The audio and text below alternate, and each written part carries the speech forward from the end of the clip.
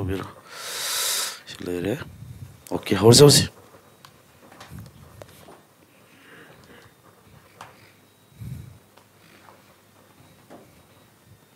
Pagat Pramya.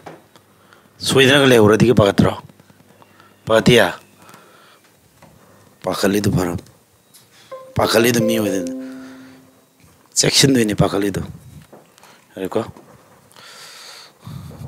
I got this.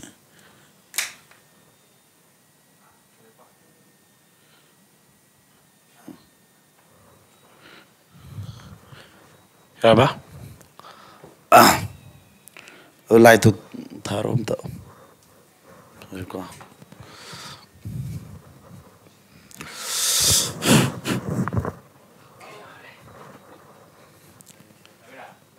Hả? Cái gì? Xin là sang lộ.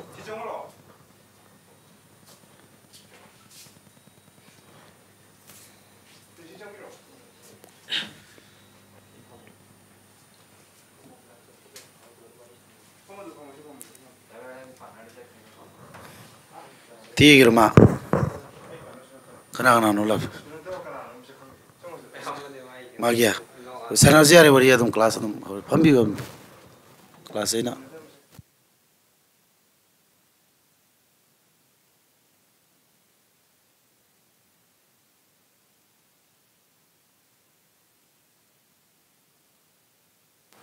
Yang tiga live class. Masih ki baudi tiga live class ni tourism pa.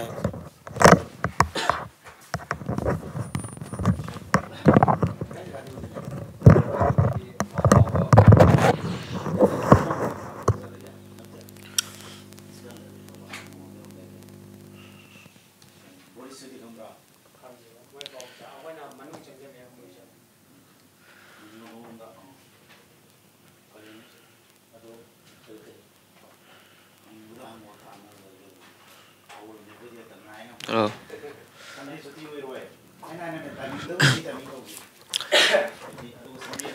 TAG ngarang ju GK keno demo class tawre ngasi ju met game oina TAG damukta demo class tawjagani interest level jing ju pau phobiro TAG samjeng gam bisi naw singna thaba khanna bi damukta somda as mechi yang ano sa pau phuje bi duna exam ju ngamna bi damukta kanna hona bi nasi ngakta ngai biro sar ju ju somda wari ama sabiri si wari sablebaga class idum hawani live singan bi duna mayam yengna ba sem sabiro boy klom pai duna no tawsina ba ju mayam khangan jari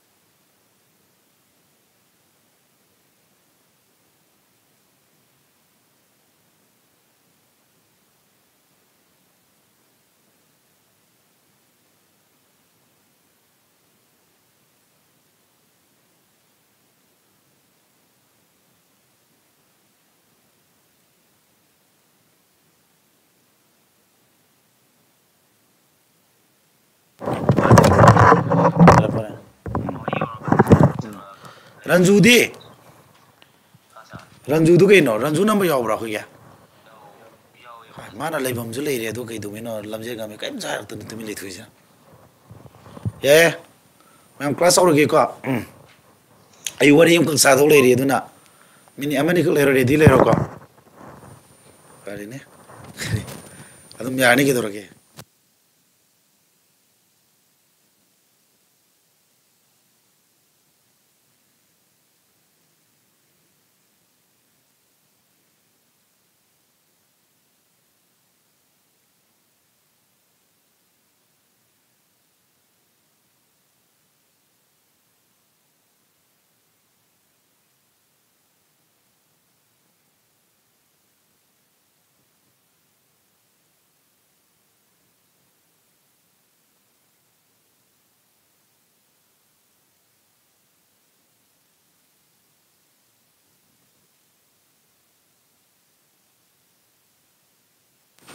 ꯌꯥꯔꯦ ꯍꯧꯔꯁꯤ ꯍꯧꯔꯁꯤ ꯃꯌꯥꯝ ꯃꯥꯁꯦ ꯈꯔ ꯀꯪꯉꯤ ꯋꯥ ꯉꯥꯡꯕꯗꯅ ꯂꯣꯛ ꯊꯨꯡꯉꯦꯅꯦ ꯂꯣꯛ ꯊꯨꯡꯉꯁꯨꯀꯣ ꯂꯦꯞ ꯌꯥꯗꯦꯕ ꯑꯩ ꯊꯕꯛꯁꯤ ꯆꯦ ꯑꯃꯗ ꯏꯁꯤꯡ ꯑꯃ ꯊꯥꯡꯒꯠꯂꯝꯃꯨ ꯏꯁꯤꯡ ꯑꯔꯨꯝꯕ ꯑꯝꯇ ꯊꯛꯀꯦ ꯇꯧꯕ ꯌꯥꯔꯦ ꯃꯌꯥꯝ ꯍꯧꯔꯁꯤꯀꯣ ꯇꯦꯔꯦꯇꯦꯟ ꯑꯥꯔꯃꯤ ꯏꯁꯄꯤꯁꯦꯜ ꯅꯝꯕꯔ ꯁꯤꯁꯇꯦꯝꯗꯒꯤ ꯍꯧꯒꯗꯕ ꯑꯩꯒꯤꯁꯦ ꯀ꯭ꯂꯥꯁꯁꯦ ꯁꯥꯇ꯭ꯔ ꯌꯥꯎꯔꯛꯀꯗꯕ ꯂꯩꯔꯤ ꯀꯣꯜ ꯇꯧꯅꯔꯛꯏꯕ ꯃꯌꯥꯝ ꯂꯩꯕꯅꯤ나 ꯍꯦꯛꯇ ꯀ꯭ꯂꯥꯁꯁꯤ ꯃꯈꯥ ꯆꯠꯊꯒꯨꯝꯁꯦꯕꯀꯣ ꯗꯦꯃꯣ ꯀ꯭ꯂꯥꯁ ꯑꯣꯏꯅ ꯅꯣꯏꯁꯦ ꯀꯔꯝꯕ ꯂꯦꯚꯦꯜ ꯂꯩꯒꯦ ꯍꯪꯗꯣꯏ ꯀꯣꯏꯁꯟ ꯀꯩꯅꯣ ꯉꯔꯥꯡꯁꯨ ꯈꯔ ꯗꯥꯏꯔꯦꯛ ꯀꯣꯏꯁꯟ 35 ꯂꯩꯅꯩ ꯃꯦꯠꯁꯀꯤꯀꯣ ꯑꯗꯨꯗ ꯂꯦꯚꯦꯜ ꯀꯌꯥꯝ ꯋꯥꯡꯅ ꯍꯪꯒꯗꯒꯦ ꯍꯥꯏꯕꯗꯣ ꯁꯤ ꯖꯤꯗꯤ ꯂꯦꯚꯦꯜꯒꯤ ꯃꯑꯣꯡꯗ ꯇꯥꯛꯄꯁꯨ ꯌꯥꯗꯦ ꯖꯤꯗꯤꯅ ꯑꯃꯨꯛ ꯂꯦꯚꯦꯜ ꯈꯤꯇꯪ ꯀꯥꯏꯕ ꯇꯦꯟ ꯑꯃꯨꯛ ꯈꯤꯇꯪ ꯀꯨꯝꯃꯦꯕ ꯀꯣꯏꯁꯟ ꯂꯦꯚꯦꯜꯁꯤ ꯈꯪꯉꯕ ꯑꯗꯨꯅ ꯑꯔꯨꯕ ꯑꯔꯥꯏꯕꯁꯤ ꯁꯥꯟꯅꯒꯗꯧꯅꯦꯕ ꯍꯦꯀꯣ ꯑꯗꯨꯅ ꯂꯥꯏꯔꯤꯛ ꯇꯥꯛꯄ ꯍꯩꯕ ꯑꯣꯖꯥꯗꯤ ꯃꯌꯥꯝ ꯂꯩꯅꯤꯀꯣ ꯂꯥꯏꯕꯅꯤꯅ ꯑꯁ ꯁꯤ ꯁꯥꯕꯃꯨꯛ ꯇꯥꯏꯗꯣ ꯑꯩꯈꯣꯏꯁꯨ ꯇꯥꯛꯉꯝꯅꯤꯅ ꯈꯟꯕ ꯑꯣꯖꯥ ꯃꯌꯥꯝ ꯂꯩꯔꯝꯒꯅꯦꯕꯀꯣ ꯒ꯭ꯌꯥꯟ ꯅꯕꯣꯗꯤꯌꯥꯒꯤ ꯀꯔꯤꯒꯤ ꯑꯉꯥꯡ ꯇꯨꯏꯁꯟ ꯇꯧꯕ ꯀꯣꯆꯤꯡ ꯁꯦꯟꯇꯔ ꯃꯆꯥ ꯃꯆꯥ ꯂꯩꯇ꯭ꯔꯣ ꯑꯗꯨꯗ ꯇꯥꯛꯏꯕ ꯑꯣꯖꯥꯁꯤꯡꯅꯕꯨ ꯇꯥꯛꯉꯝꯅꯦꯕ ꯑꯩꯈꯣꯏꯅ ꯇꯥꯛꯏꯁꯤ ꯅꯣꯂꯦꯖ ꯑꯅꯦꯝꯕꯅꯦꯕ ꯑꯗꯣ ꯑꯩꯈꯣꯏꯗꯤ ꯑꯩ ꯏꯁꯥꯃꯛꯇꯤ ꯁꯤꯖꯦꯜꯒꯤ ꯑꯗꯒꯤ ꯑꯣꯐꯤꯁꯥꯔ ꯂꯦꯚꯦꯜꯒꯤ ꯇꯥꯛꯏꯅꯤꯀꯣ ꯑꯩꯈꯣꯏ ꯀꯣꯆꯤꯡ ꯍꯥꯡꯉꯤꯅꯦꯕ ꯑꯗꯨꯕꯨ ꯑꯩꯅ ꯁꯤꯗ ꯑꯔꯥꯏꯕ ꯇꯥꯛꯏꯁꯦ ꯀꯩꯅꯣꯗ ꯅꯣꯏ ꯑꯦꯛꯖꯥꯝ ꯂꯥꯏꯕꯩꯅꯦꯕ ꯇꯧꯕꯇꯕꯨ ꯈꯦꯠꯅꯗꯕ ꯑꯃ ꯂꯩꯌꯦꯕ ꯂꯥꯏꯔꯒꯁꯨ ꯅꯝꯕꯔ ꯁꯤꯁꯇꯦꯝꯁꯦ ꯁꯤꯗꯤ ꯑꯔꯥꯏꯕ ꯀꯣꯏꯁꯟ ꯍꯪꯉꯛꯀꯅꯤ ꯇꯧꯕꯗꯣ ꯀꯗꯥꯏ ꯖꯒꯥꯗꯒꯤ ꯍꯪꯒꯠꯂꯤ ꯀꯗꯥꯏꯗ ꯐꯣꯀꯁ ꯇꯧꯔ ꯂꯥꯏꯔꯤꯛ ꯄꯥꯅꯤ ꯍꯥꯏꯕꯁꯤꯗꯤ ꯍꯥꯟꯅꯗꯒꯤ ꯀꯣꯆꯤꯡ ꯇꯧꯔ ꯂꯥꯛꯄ ꯁꯥꯇ꯭ꯔ ꯃꯥꯏ ꯄꯥꯛꯄ ꯄꯨꯊꯣꯛꯈ꯭ꯔꯕ ꯑꯩꯈꯣꯏꯅ ꯈꯤꯇꯪ ꯍꯦꯟꯒꯗ꯭ꯔꯥ ꯍꯥꯏꯗꯤ ꯈꯜꯂꯤ ꯑꯩꯁꯨ ꯆꯨꯝꯗ꯭ꯔꯥ ꯑꯩꯅ ꯍꯥꯏꯁꯦ ꯑꯩꯕꯨꯗꯤ ꯃꯌꯥꯝ ꯂꯩꯕ ꯌꯥꯏ ꯀꯣꯏꯁꯟ ꯆꯥꯟꯅꯔꯝꯕꯗꯨꯒꯤ ꯃꯇꯥꯡꯅꯤ ꯍꯦꯀꯣ ꯃꯃꯥꯡꯗ ꯑꯩꯅ ꯍꯥꯟꯅ ꯀꯣꯆꯤꯡ ꯑꯩꯒꯤ ꯀꯣꯆꯤꯡ ꯁꯦꯟꯇꯔ ꯑꯃ ꯇꯧꯔꯤꯉꯩꯗꯨꯗ ꯑꯗꯨꯗ ꯁꯩꯂꯦꯁ ꯍꯣꯏ ꯋꯥꯡꯖꯤꯡ ꯀꯝꯕꯨ ꯅꯣꯏ ꯄꯨꯂꯞ ꯄꯨꯟꯅ ꯃꯁꯤꯡ ꯊꯤꯀꯥꯟꯗ ꯃꯣꯏ 39ꯅꯤꯀꯣ ꯅꯤꯡꯒꯣꯡꯕꯝꯗꯒꯤ ꯑꯔꯥꯞꯇꯤꯗꯒꯤ ꯃꯤ ꯌꯥꯎꯔꯤ ꯑꯇꯣꯞꯄ ꯑꯝꯗ ꯌꯥꯎꯔꯤ ꯋꯥꯡꯖꯤꯡ ꯁꯥꯏꯠꯅ ꯌꯥꯝꯕꯅꯦꯕꯀꯣ ꯑꯗꯩ ꯈꯣꯡꯖꯣꯝ ꯂꯪꯉꯊꯦꯟꯗ ꯌꯥꯎꯔꯤ ꯃꯣꯏ ꯃꯌꯥꯝꯗꯣ ꯑꯗꯨꯃꯥꯏꯅ ꯇꯧꯔꯒ ꯃꯥꯏ ꯄꯥꯛ ꯄꯨꯊꯣꯛꯈ꯭ꯔꯦꯀꯣ ꯑꯣꯀꯦ ꯍꯧꯖꯤꯛ ꯌꯥꯔꯦ ꯃꯌꯥꯝ ꯑꯗꯣ ꯀ꯭ꯂꯥꯁꯁꯦ ꯇꯦꯒꯤꯁꯤ ꯑꯦꯛꯖꯥꯝꯁꯤ ꯌꯥꯝ ꯀꯨꯏꯅ ꯂꯩꯇꯕꯅꯤꯅ ꯑꯩꯅ ꯇꯧꯗꯣꯏ ꯀ꯭ꯂꯥꯁ ꯄ꯭ꯂꯥꯅꯤꯡꯁꯦ ꯑꯃ ꯍꯥꯏꯔꯝꯒꯦ ꯄꯨꯡ ꯀꯣ ꯃꯌꯥꯝ ꯁꯥꯇ꯭ꯔꯁꯤꯡꯅꯅꯦꯀꯣ ꯅꯣꯏꯗꯤ ꯁꯥꯇ꯭ꯔ ꯑꯣꯏꯕꯅꯤ ꯅꯣꯏꯅ ꯈꯤꯇꯪ ꯃꯇꯝꯗꯣ ꯑꯦꯗꯖꯁ ꯇꯧꯕꯤꯔꯣ 12 PM-ꯁꯦ ꯀꯣ 12 PM ꯇꯥꯗ꯭ꯔꯤꯉꯩ ꯁ꯭ꯋꯥꯏꯗꯒꯤꯀꯣ ꯔꯦꯗꯤ ꯇꯧꯕꯤꯔꯣ ꯀꯣ ꯁꯤꯗꯒꯤ AM ꯍꯥꯏꯇꯥꯔꯦ ꯇꯥꯏꯃꯤꯡꯁꯦ ꯁꯤꯗꯒꯤ ꯔꯦꯗꯤ ꯇꯧꯕꯤꯔꯒ 2:30 PM ꯐꯥꯎꯁꯦ ꯅꯨꯡꯇꯤꯒꯤ ꯁꯤꯗ ꯔꯦꯗꯤ ꯇꯧꯕꯤꯔꯣ ꯑꯩꯈꯣꯏ ꯑꯣꯖꯥ ꯑꯣꯏꯕ ꯑꯩꯈꯣꯏꯁꯨ ꯋꯥꯔꯒꯦ ꯑꯩꯅ ꯃꯦꯠꯁ ꯇꯥꯛꯀꯅꯤ ꯔꯤꯖꯅꯤꯡꯁꯨ ꯑꯩꯅ ꯇꯥꯛꯀꯅꯤ ꯖꯤꯀꯦꯒ ꯖꯦꯅꯔꯦꯜ ꯁꯥꯏꯟꯁꯀꯤ ꯑꯣꯖꯥ ꯇꯣꯉꯥꯟ ꯇꯣꯉꯥꯟ ꯂꯩꯒꯅꯤ ꯅꯨꯡꯇꯤꯒꯤ ꯀ꯭ꯂꯥꯁꯁꯤ ꯇꯧꯅꯤ ꯑꯗꯨꯒ ꯁꯟꯗꯦ ꯑꯣꯐ ꯑꯣꯏꯔꯣꯏ ꯁꯟꯗꯦꯗ ꯑꯩꯈꯣꯏ ꯑꯣꯐ ꯑꯣꯏꯔꯣꯏꯕ ꯀꯣ ꯑꯣꯜꯇꯔꯅꯦꯠ ꯗꯦꯖ ꯈꯪꯉꯤꯀꯣ ꯃꯌꯥꯝ ꯑꯣꯜꯇꯔꯅꯦꯠ ꯗꯦꯖ ꯍꯥꯏꯕ ꯑꯝꯇ ꯈꯪꯕ꯭ꯔꯣ ꯀꯣ ꯅꯣꯏꯗꯅꯦ ꯑꯩꯅ ꯍꯪꯉꯤꯁꯦ ꯑꯣꯜꯇꯔꯅꯦꯠ ꯗꯦꯖ ꯍꯥꯏꯕꯗꯤ ꯅꯣꯡꯃ ꯅꯣꯡꯃ ꯀꯥꯜꯂꯒ ꯇꯦꯁ ꯇꯧꯔꯁꯦꯕ ꯇꯦꯁ ꯅꯨꯡꯇꯤꯒꯤ ꯇꯧꯕꯁꯨ ꯃꯥꯡꯖꯕ ꯂꯩ ꯀꯩꯒꯤꯅꯣ ꯈꯪꯕ꯭ꯔꯥ ꯇꯦꯁ ꯇꯧꯔꯗꯤ ꯇꯦꯁ ꯇꯧꯔꯤꯉꯩꯗ ꯂꯥꯏꯔꯤꯛ ꯇꯥꯛꯉꯩ ꯃꯇꯝ ꯃꯥꯡꯈ꯭ꯔꯦ ꯑꯣꯜꯇꯔꯅꯦꯠ ꯇꯦꯁ ꯇꯧꯁꯦꯕ ꯑꯍꯥꯟꯕ ꯅꯨꯃꯤꯠ ꯈꯔꯅꯤꯁꯤꯗꯤ ꯇꯦꯁꯁꯦ ꯃꯆꯥꯗ ꯍꯧꯁꯦꯕ ꯍꯧꯖꯤꯛꯇ ꯅꯣꯏ ꯐꯨꯜ ꯃꯣꯛ ꯇꯦꯁ ꯇꯧꯁꯤꯜꯂ ꯅꯣꯏ ꯃꯥꯔꯛ ꯀꯌꯥ ꯐꯪꯗꯣꯔꯤꯒꯦ 0 ꯐꯪꯒꯅꯤ ꯌꯥꯝ ꯐꯪꯉꯔꯣꯏꯕ ꯅꯠꯇ꯭ꯔꯥ ꯁꯤꯂꯦꯕꯁ ꯀꯣꯚꯔ ꯇꯧꯗ꯭ꯔꯤꯕꯅꯤꯅ ꯑꯦꯛꯖꯥꯝ ꯅꯜꯂꯀꯥꯟꯗꯕꯨꯗꯤ ꯅꯨꯡꯇꯤꯒꯤ ꯇꯧꯁꯦꯕ ꯄꯨꯡ ꯁꯥꯡꯗꯣꯛꯁꯦꯕ ꯌꯥꯏꯑꯕ ꯅꯣꯡꯃꯗ ꯄꯨꯡ 2 ꯈ꯭ꯋꯥꯏ ꯇꯥꯏꯁꯦ ꯇꯦꯁ ꯇꯧꯕꯩ ꯄꯨꯡ ꯑꯃꯒ ꯍꯥꯞꯆꯤꯟꯁꯦꯕ ꯑꯩꯈꯣই ꯂꯣꯏ ꯇꯧꯔꯛꯀꯦꯕ ꯄ꯭ꯔꯣꯃꯤꯁꯅꯤꯀꯣ ꯑꯩꯈꯣꯏꯅ ꯍꯥꯏꯁꯦ ꯑꯩꯈꯣꯏ ꯉꯥ ꯆꯠꯇꯣꯏꯅꯦꯕ ꯁꯤ ꯖꯅꯋꯥꯔꯤ ꯗꯦꯠ 10 ꯐꯥꯎ 40 ꯗꯦꯖꯁꯦ ꯑꯩꯈꯣꯏ ꯄ꯭ꯔꯣꯃꯤꯁ ꯑꯃꯁꯤ ꯉꯥ ꯂꯩꯔꯒꯦ ꯁꯟꯗꯦ ꯁꯨꯇꯤ ꯑꯣꯏꯔꯣꯏ ꯃꯅꯤꯄꯨꯔ ꯏꯔꯥꯡ ꯐꯠꯇꯦ irang patragasu akoina kamaina class leptuna tongna plan amba sile kamaina aigi di classroom ani sui asongi ai vision academy aigi classroom khara chauna suruma pandam leire adudadi tawroi coaching ji tiegi ji aigi kabaraji da leiri room ji sida tawragadi irang leirasu ai privately ai yum da tumin angang khara tak sabas kai dina aduna sidadi suti leiro internet ki problem ai di fiber pusin manina Jio ke Airtel ani maksi benung da amana satra singna moi material ate te download tor paning basing moi sina na pirga amana akoi gi live thaba oza singi oi ba masina ra mai thamani ko amana tawni si facility me amje lo na class nga sidi hore me ko si songo chen mi ni yam nungai ya farbu mi sidi hore ni ko ado songo chen de hore di yam yang e bani ko ma yang phangani wangna or si aina question na na eta pukal lakpane atei gi nate demo class noi kya mai gi kya mo kong sing legi hai aina army question collection ai gi leri im phong lei bini ko adu da yaw bu question dei lok thuini ko the smallest number we should be added to this so as to obtain a multiple of 11 11 yen be aba masing tanana ba kaya tisin ga dagi have ne sidang isi sida karba masing tisle 11 yen aduri ge yanda bra aduni mo hang isi ko sidis 11 yen be aba masing oide 11 yen masing tanana ba kaya tisin ga dagi ko chanang isi khung mudra aigi app se hang ei ko ma'am आई mobile app तो vision Manipur online लायरगा play store तो फंगे अदो app से internet थिंगिन बना हनगिदना अखोगी video थागन बा खितंग मचा मा सेंगो वाट पदो नेट यादबदगी नंगदना लेरे आइना नेट यारजु ऐप सारि नुपादु इमुंग दु नेट यादेबा अदुना मा वाक तो लेप लेबेनी अदुना अन net याबग no mini Kakki मनुंगदा video नुंग दो यारग ऐप तो फंगनी हजिकती ऐप तो फंगे अदु वीडियो दि हापत्रिबा येंगना बदो अदु कक्की वाने Apa ya? Memang betul. Mau itu ada berapa? Kerana sumni sah, mau hai neroko, ha, cerita ora. Yang lain bang kani, tritur pun tamje, hai cerita na, kamai orang kani, kuta ni tak sebab lek se. Hai tab mina tab nuhut kedap kuta ama, kera tu nuhut kaya kuta ama ram ni nuik exam je. 50 question hangi bini thaina gi duka tu awara idi 120 minute natra adu matam lemani da ko kenda bra adu exam trick amusulei ko namana ba famina ba samai famidana lampakta ron thangna basing khara khara hangdong din chance la kani bu ko pukchin sing na di nung pass to mina ba ye ko noi da sali soi kang bu da mai loi to gi bini khanga ba moi group one tak tak khan gri do adu mai noi so dum ron thangna wai khara tano koi satra di ko Are dari iya lasu ya na eleven yen jabra number ama check to ji kamai check to ya masing ma piram me eleven yen jabra check to basa niyo mam khak lai ba na dari iya lai ngasu ya na tra kana yen tho si ya ko yen thok tra kana na to ti ja sum ai gi ngasi kari ha gi noi da demo class ni na ma kok ti theory adu da to di na complain tor ko ai ching na ha wi ni tak tu ni mi sure ya ma kok tagi basic tor cha tu ni class yam tap na chap pasu yaroi yam thu ju thu re mar ama samna ra tala khane ba kaino da 40 days ta complete u hen ni na ko masang moi ra khala tak pai bom sange ba numini puni de mes ki sawro chetor mi am du cover to ba je arai ba thok dina te adon ojoi ba koi su kiting smart plan number to ro tak tu ni yare ko yango sumaina number sing ja tam na ta ke han ba demo zoi ni na ko si 11 yen na ba ki di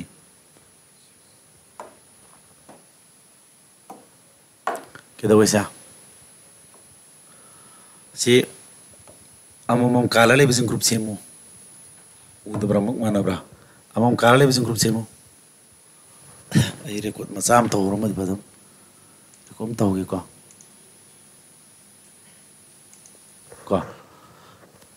am te introduce masam tau gi record ho dini na mam si ko tiegi teretan army gi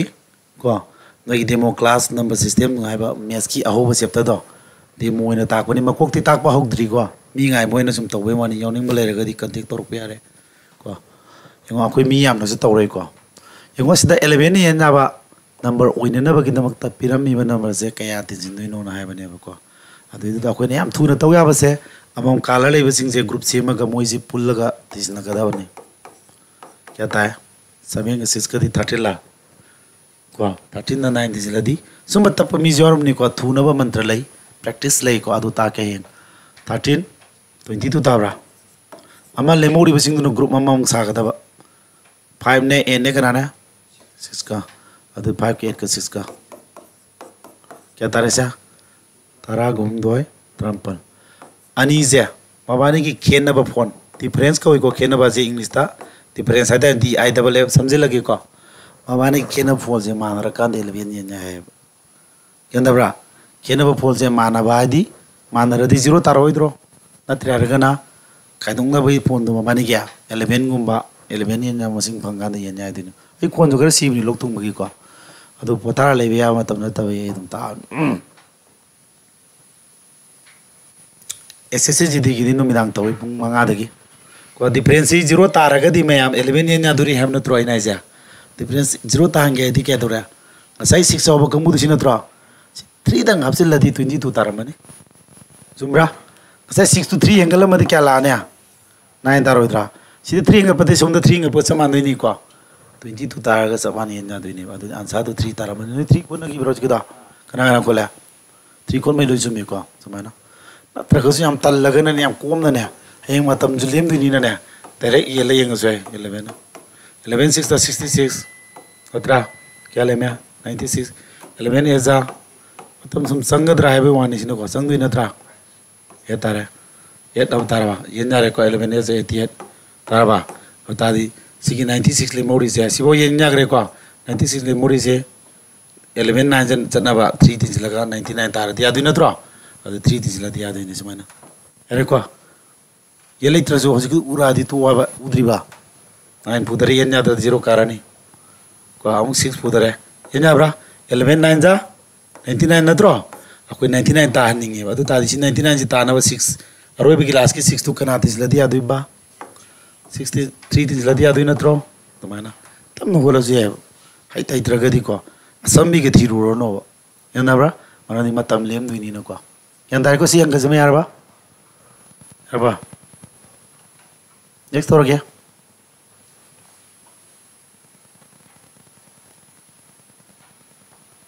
Apa?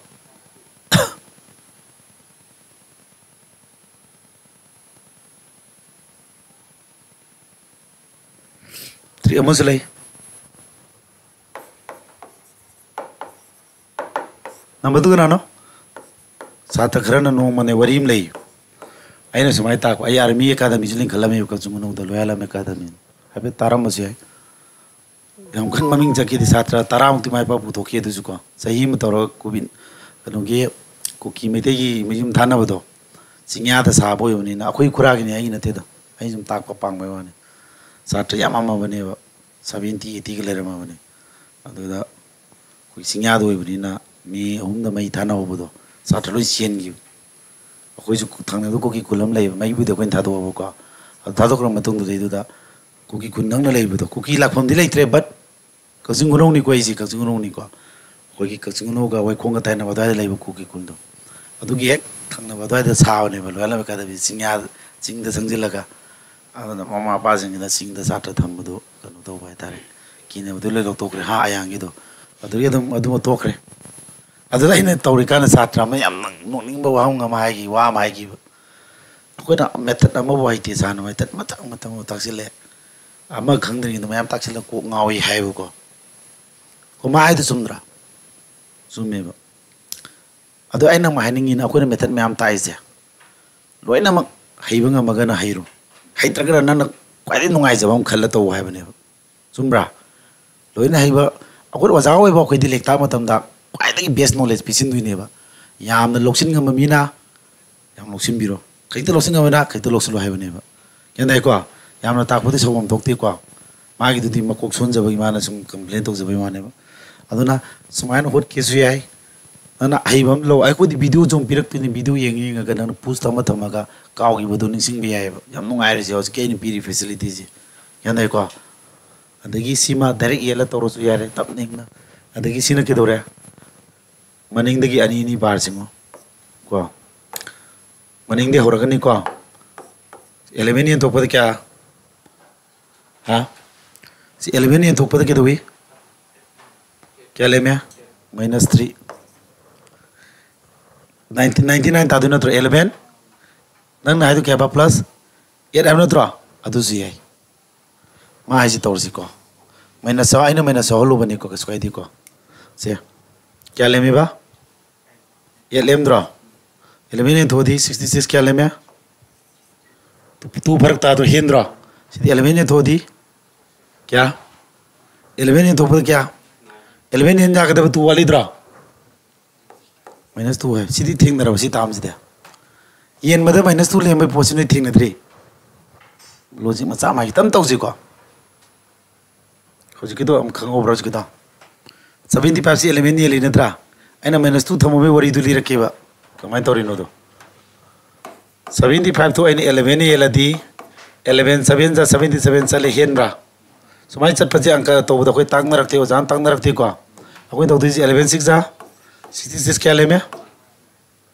remainder kya no remainder is asing mu 9 ne ado akoi another way da I sumai to budi ada bra si akoi angka ki trick sana bada si meta cha koi use to work ne 11 7 za 77 kya to re de makana sawila di minus laudra -2 yada bra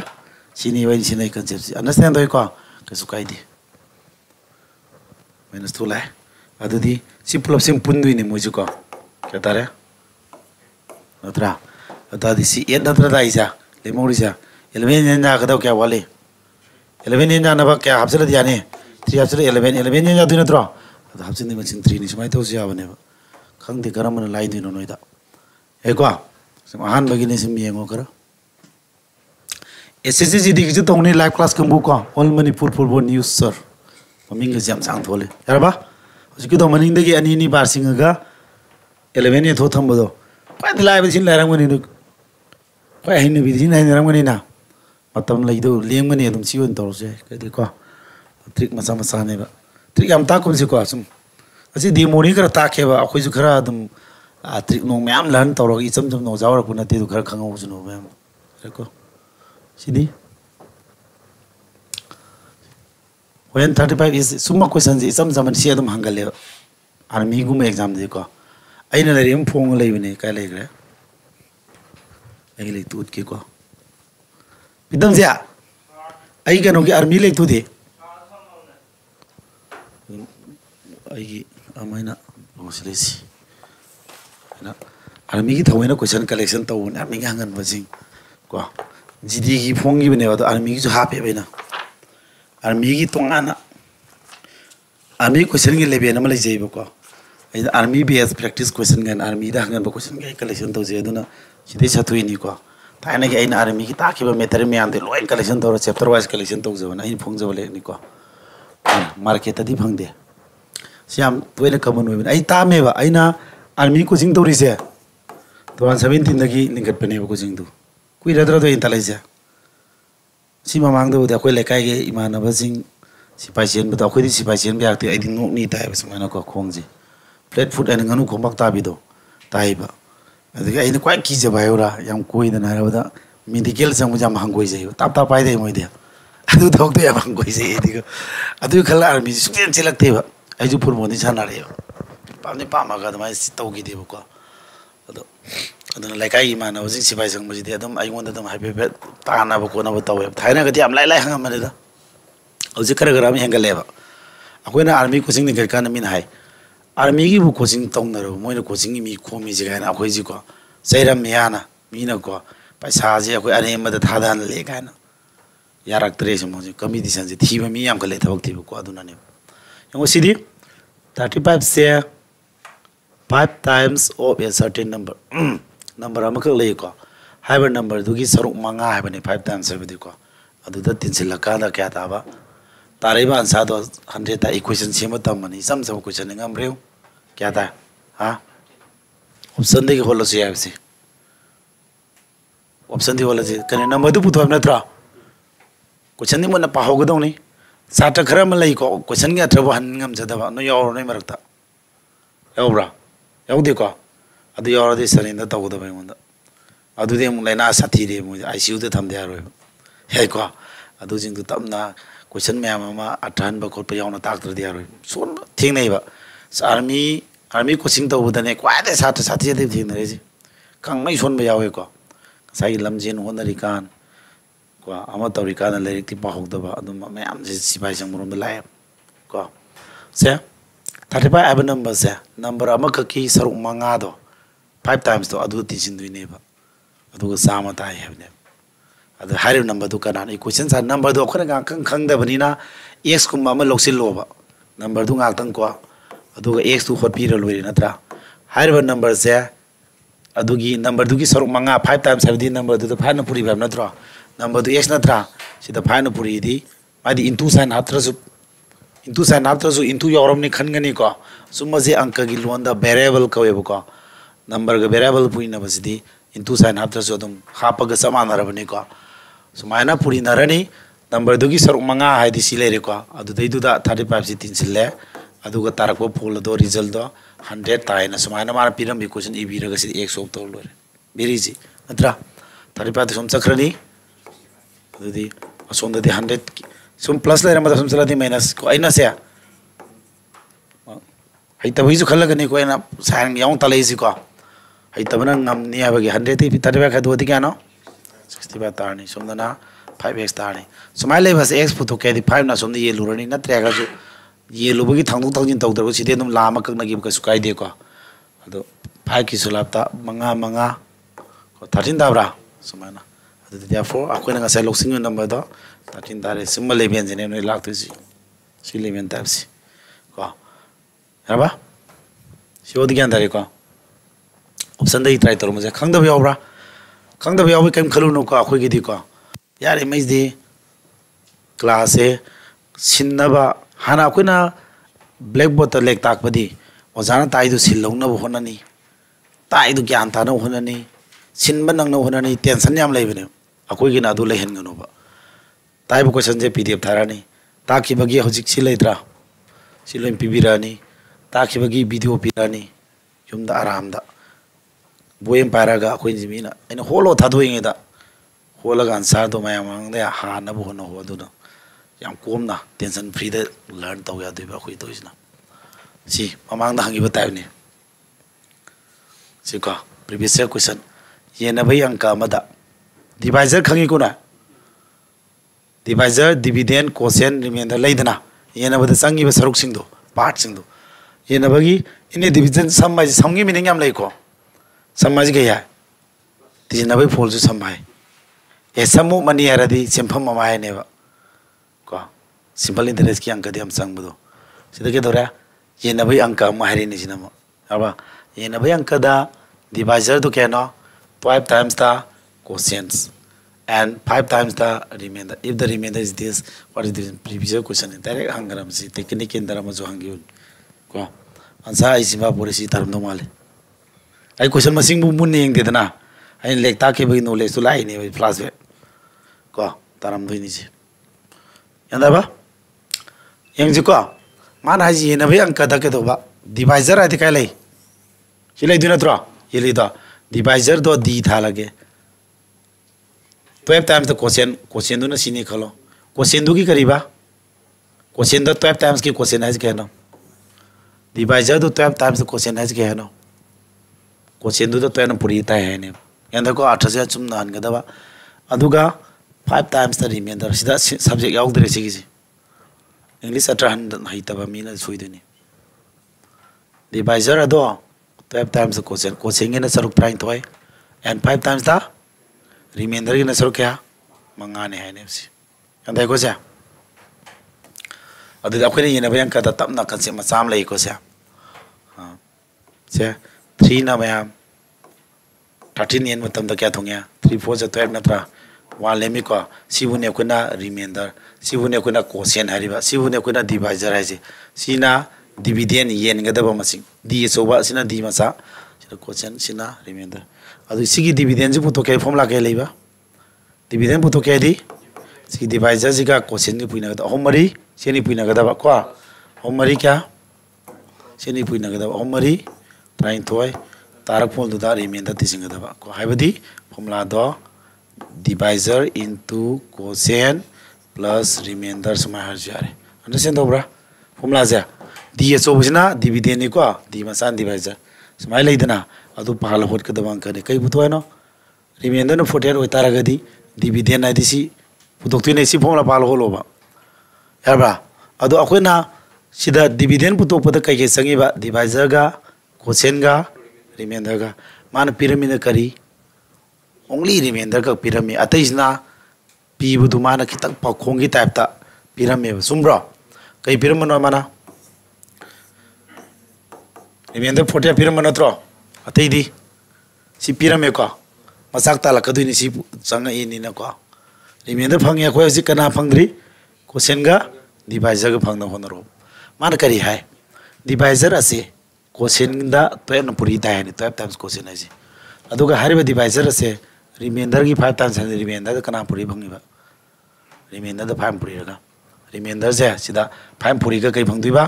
divisor से 5 times है दी 5 times remainder हरम बरा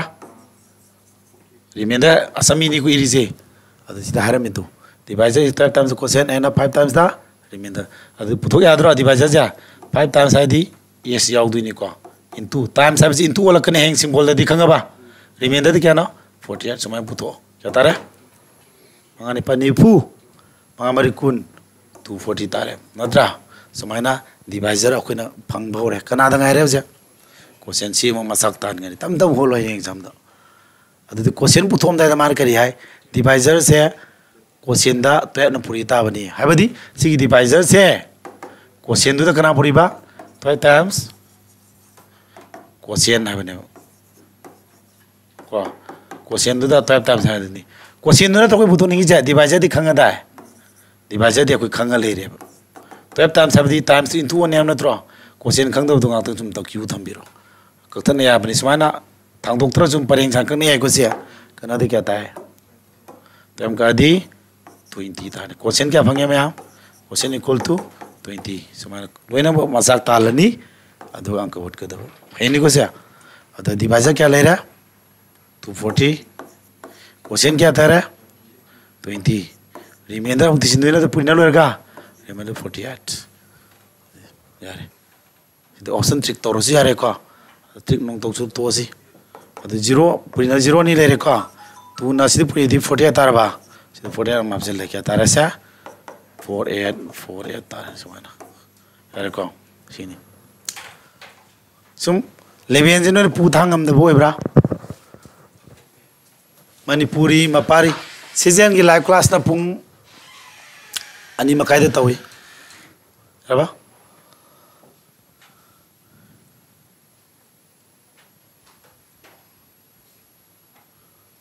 all Manipur full one news okay full one गिरा full one देगी कोई palm जबी नहीं को मैं यार बस यार दाव ब्रा सीधा सिनिंग बा को निंग बा दाव ले भांग बोलो इंटरेक्शन तो गया नहीं को तब ना इंटरेक्शन तो ताक से यार देखो सी फ्रैक्शन की मतांग नहीं को सुम मिक्स क्वेश्चन नहीं ने वाने नोय कयाम ले रंगे खंगब्रा खंगदब्रा सुमाय तादी यादी यार हुई दिनी को फ्रैक्शन है फ्रैक्शन की अलग अलग तलुसिन बा नंबर सिस्टम की नोय ताका तो टॉपिक सिंग लेबा डिविजिबिलिटी तारंगा सी डिविजिबिलिटी तक मफम खंग लुसिन दोइने बा सीधे न सम डेमो की टाइप ता क्वेश्चन नहीं ना बवान मा कह है नो से करबा फ्रैक्शन मखाई की मरकता लेगी कनाई मरकता 1/5 का 2/5 की मरकता लेबा फ्रैक्शन थी हुई फ्रैक्शन नहीं मरकता ने मसिंग थिंगम द फ्रैक्शन में हम लेबे कना कना ले दिनो हेलो हां अच्छा बाबूरा मा मेरा नाम सर कुछ नहीं माले ओ फाइनो को बना सिगी स्मार्ट फोटो बदी को अहिबा मी यावरते तुम हारो को कैसे कह दी नहीं मैं तान दे खंगले भी यावरा यावरा हारो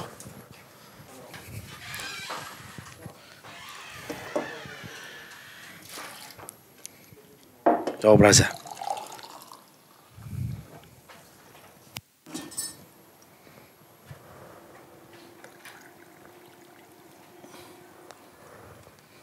खंबर से मैम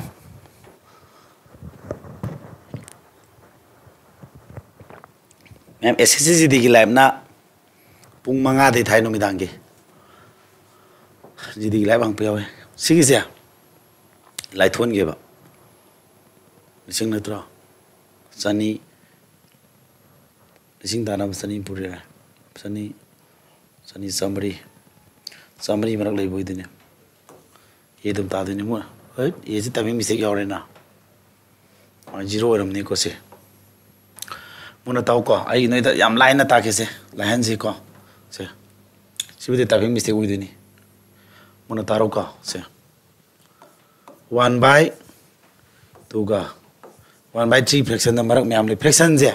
सो ऑन बे आई क्या बरा से आई वहाँ मांगियो 1/5 क्या 2/5 का अनी मरक तने अखोई ना फ्रैक्शन द नियम हमले को फ्रैक्शन की थ्योरी मसाम का कहरम की कैसे फ्रैक्शन द अनी कना चावेली हम थारो किदी खंब्रा कना चावेली नहीं कनो थागदबा ट्रेसमेंट थागदबा इरा लाइना हंगमनी को मखा मानरदी फ्रैक्शन जे मतक चावना चावे कौरनु को मखा मानरद्रा मतक चावना चावे सिदी मतक ओइना मानहलमगेबा सिदी मतक मानरबा मतक मानरगना मखा पिकपदो अदुना चावने यादे को हम लाइबनी दसिगिदी ज्ञान तारनब प्रमाण तौरसे ऐसे मखा मानरदी कना चावेबा जे आबदा मतक चावना यमुने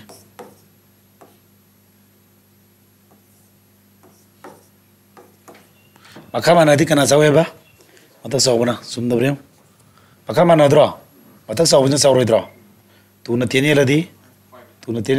तुंदी सुमद्रो हम लाइव प्रमाण सिनमा खलाई थोन यारगन सी मखा मानदी मतक चावनम चावदुनी मतक मानदी के दबा मखा पिपना चाव याद मतक माना लगे से कना चावनी मतक मानदी मखा पिपना चावदुई नत्रा सुमरेव 2 ना 60 एलदी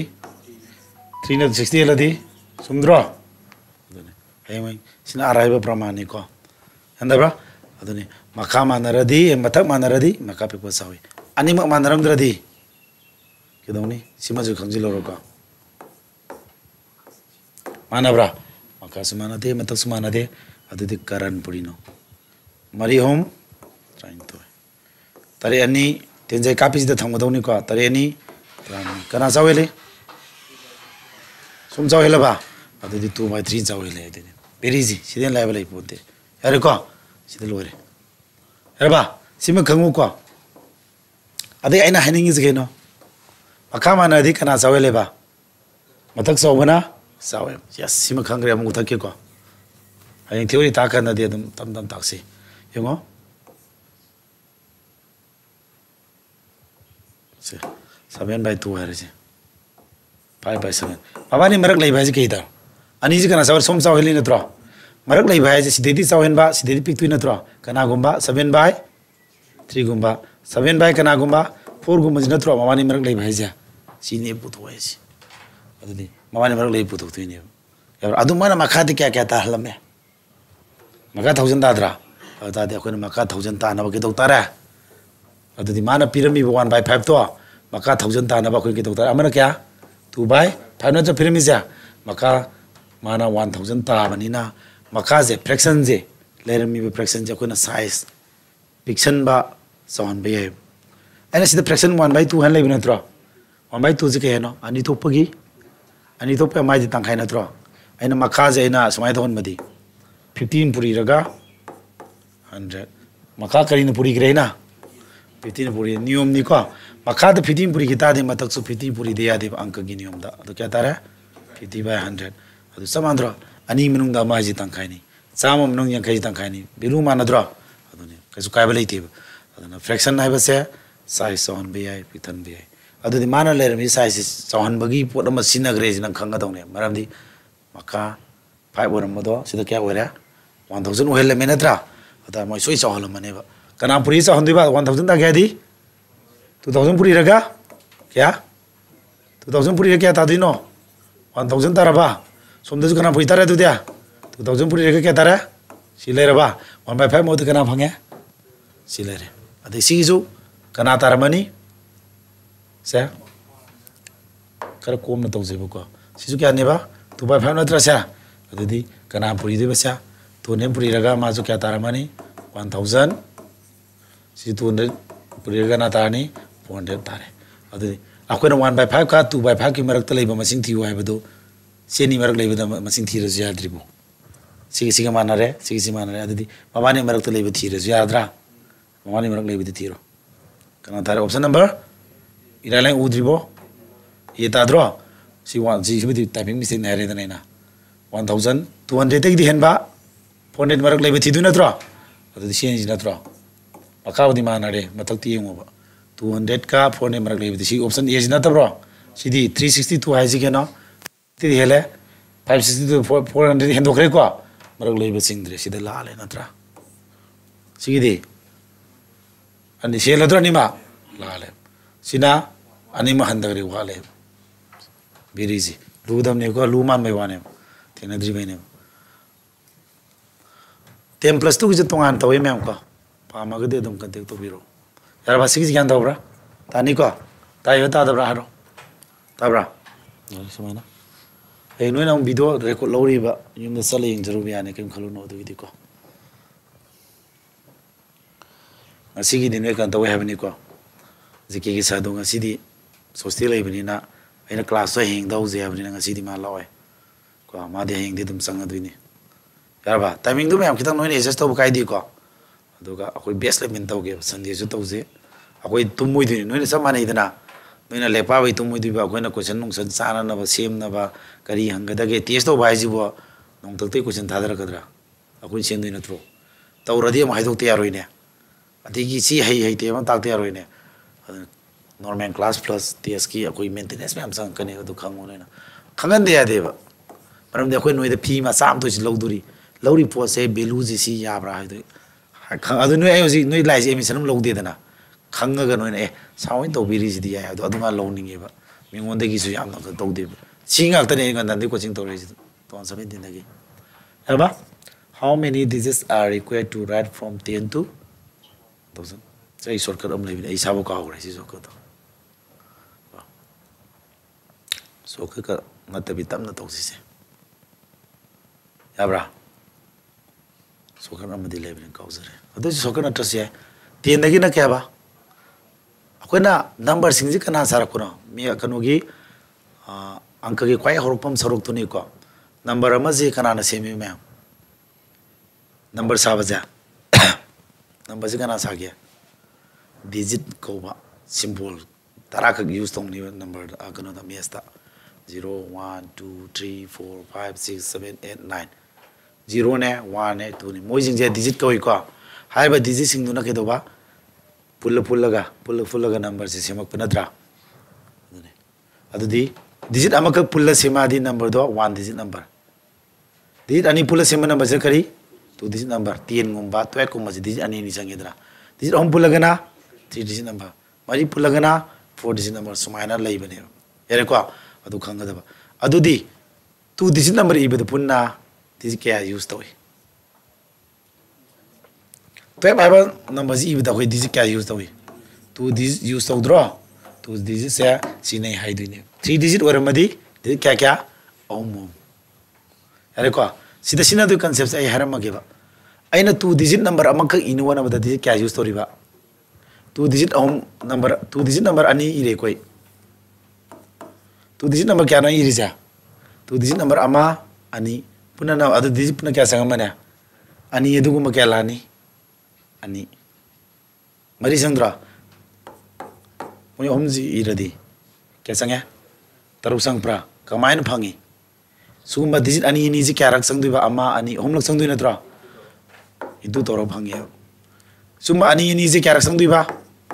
ani ni ji kya rak lai ama ani homari ani mari ni par puri nari ai ko adu ne adu 2 digit number punna kya no 3 digit organa digit kya sang duiba om 3 na pui duina tra 2 digit organa kya sange 2 sange 2 na puri duiba 1 digit organa kya sange 1 sange 1 na puri duiba yaraba ꯑꯗꯨꯗꯤ ꯈꯪꯒꯅꯤꯀꯣ ꯑꯗꯨ ꯇꯥꯔꯗꯤ ꯄꯨꯟꯅ ꯏꯗꯣꯏꯁꯤ ꯀꯗꯥꯏꯗꯤ ꯀꯗꯥꯏꯐꯥꯎꯅꯣ 10ꯗꯒꯤꯅ ꯍꯧꯔꯒ ꯀꯅꯥ 1000 ꯐꯥꯎ ꯅꯠꯇ꯭ꯔꯣ ꯑꯗꯨ 2 digit ꯅꯝꯕꯔꯅ ꯀꯅꯥ ꯀꯅꯥ ꯌꯥꯎꯔꯤꯕ 3 ꯗꯤꯖꯤꯠꯅ ꯀꯅꯥ ꯀꯅꯥ ꯌꯥꯎꯔꯤꯕ ꯑꯗꯨ ꯈꯪꯗꯣ ꯃꯁꯤꯡ ꯄꯨꯟꯅ ꯀꯌꯥꯅꯣꯗꯣ ꯑꯗꯨ ꯇꯥꯔꯗꯤ ꯌꯥꯔꯅꯤ 2 ꯗꯤꯖꯤꯠ ꯀꯅꯥꯗꯤ ꯍꯧꯋꯦ 10ꯗꯒꯤ ꯀꯅꯥꯐꯥꯎ ꯆꯠꯂꯤ 99 ꯄꯨꯟꯅ ꯀꯌꯥ ꯂꯩ ꯄꯨꯟꯅ ꯑꯩ ꯃꯩꯇꯩꯂꯣꯟ ꯈꯔ ꯁꯤꯟꯅꯁꯤꯀꯣ 3 ꯗꯤꯖꯤꯠꯇꯤ 100ꯇꯤ ꯍꯧꯔꯒꯅ 9 ꯑꯍꯨꯝ ꯅꯠꯇ꯭ꯔꯥ 4 ꯗꯤꯖꯤꯠꯇꯤ ꯀꯅꯥꯅꯣ ꯑꯃꯈꯛꯇꯔꯥ ꯃꯊꯟꯗ ꯅꯠꯇ꯭ꯔꯣ 4 ꯗꯤꯖꯤꯠꯇꯤ ꯑꯃꯈꯛ ꯄꯨꯟꯅ ꯊꯤꯗꯣꯛ ꯑꯗꯨꯗꯤ ꯁꯤꯒꯤ ꯑꯃꯨꯛ ꯊꯤ ꯍꯥꯏꯅꯕ ꯃꯟꯇ꯭ꯔ ꯑꯃ ꯍꯥꯏꯔꯒꯦꯁꯦ ꯅꯪ 7ꯗꯒꯤꯅ 10 ꯐꯥꯎꯁꯤ ꯄꯨꯟꯅ ꯅꯝꯕꯔ ꯀꯌꯥ ꯂꯩ 7 to 10 ꯁꯤ ꯅꯝꯕꯔ ꯀꯌꯥ ꯂꯩ ꯑꯝꯇ ꯍꯥꯏꯔꯣ नंबर क्या नो 3 रा अदुदी लाले 7 दी 10 मौजी नंबर क्या नो 7 8 9 10 क्या सोरेम थारो 4 नत्रा 7 दी 10 मौजी पुन नंबर क्या लाई 4 लाई कमाई तरो फंगिनो से खाइदोंग नरो अदुगा 1 दिजंग गदब को from 7 to 10 हराबा नन तौदुइसे 7 दी 10 मौ नंबर क्या लेगे तारगदी मरी लेइतना से नन कमाई तौदुनी आंसर से कमाई पुतोकनी क्वाई लास्ट तगिना हमदु खाइदो तार from the 1 half they they 3 plus 1 equal to क्या तारा 4 सुमे को पुन्ना मसिंग क्या लेगे थी बजे सुमायना खाइदोंग नरगा 1 दिजंगने यारे को खुदम मोन हम कायगने 2 दगिना 5 पाउसी नंबर क्या नो खाइदोंग नदी 3 दा ताद्रो अदो असिंग बेदी 2 ने 3 ने 4 ने 5 ने अदो मसिंग मरी लेत्रो खाइदोंग नरगा तारा को 3 दु 1 दिजिलगने तादुस नत्रा यानी कोई ने पीरी फॉर्मूला जा तो मायना 10 ने 99 मौजी पुन्ना नंबर क्या ले अरो खाइदोंग नरगा क्या दिजने है बस किदा 1 दिजिलो खाइदोंग नदी क्या तारा 89 दा ब्रो 1 दिजिलदि क्या तारा 90 दा पुन्ना नंबर 90 लाई 2 दिजिट नंबर नत्रो इबदा क्या क्या संगी बा अनि संगी का से कना पुरी नेगी यस पतंग पुन्ना क्या लाई सिगी दे 900 दिसि खाइदो क्या 8 9 9 तारबा 1 दिजिलदि 900 ताद्रो ताइको से क्या तारे 900 तारे को पुनः 900 लेविस दाम के द्वारा 3 डिजिट निना 3 3 संगमनी ना 3 न पुरी द्रा ओ मपल कुंतरे याबा अतैदी 1000 की दी क्या 1000 की दी अमा पुनः अमा नत्रो मथंद लेरे अदुम पुनः दिसि क्या संग मरी मरी संग नत्रो मरी पुरे के तारा पुनः क्या संगे 90 यानी सामरिपु सिदा सामरिपु दिसि संगे सिना 270 संगे सिना 4 संगे पुनः क्या तारा क्या तारा 4 8 8 2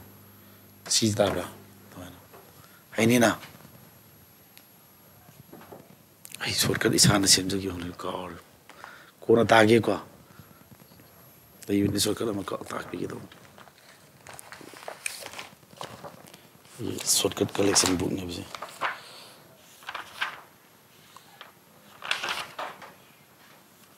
YouTube channel दा शॉर्ट वीडियो दि सेम गरम सिनेमा दा बगी कार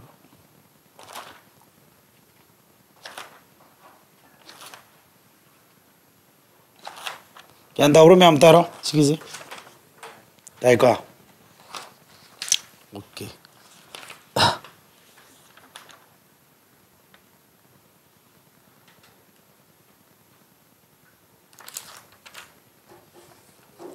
बेरे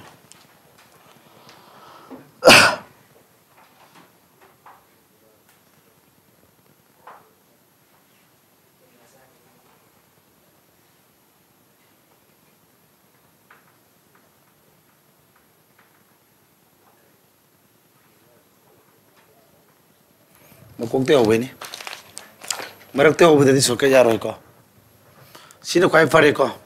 मकोंगते होबे र मगदि सोरका पुदि लै को हरबा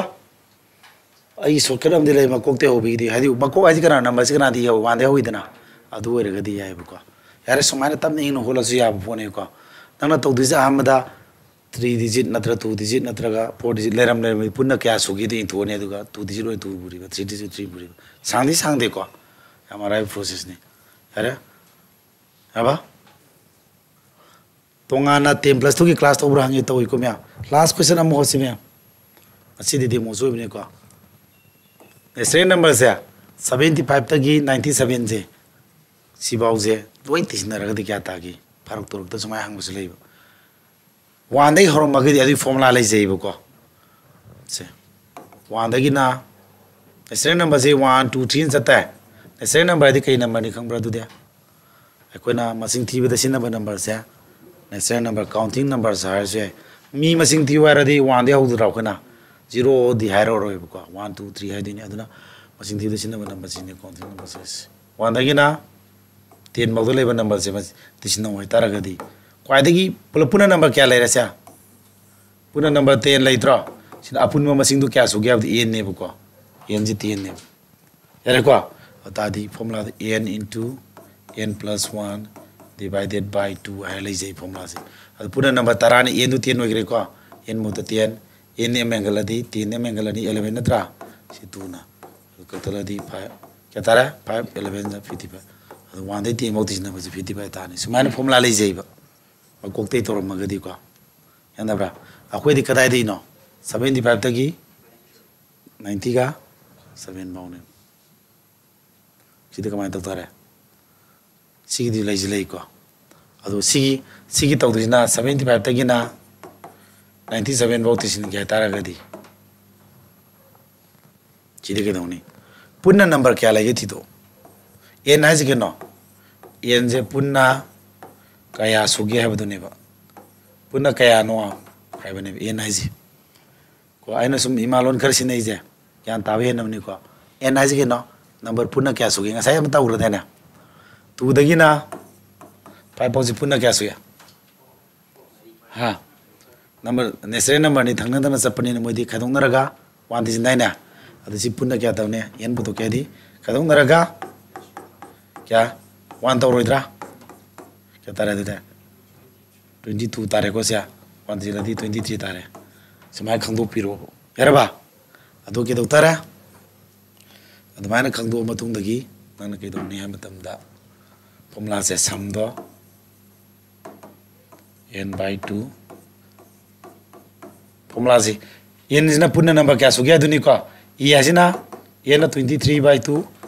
e is na ahama number 97 is na ahama number adu di kya 75 plus 97 kya tara to dina di kya no se ni tara phone do thamo to ko 172 tabre tare ko tisino ne 75 97 tisino ne tai ko adudi tu nom ka yaram mani si tu ka di kya thongya ani ni pan cha tu kai to this is 23 ka 86 ka puina si ko adu 86 ka 23 puina ro om tru kya tare train pan natra om tru train pan om ni pan kumari kumanga natra ani ka deni tru train 21 ta 2 ta 10 8 7 9 19 7 8 तब नहीं इना ज्ञान ताना तौरो पकोक्ते हंग मदे समाना formula पान्या है बने नत्रा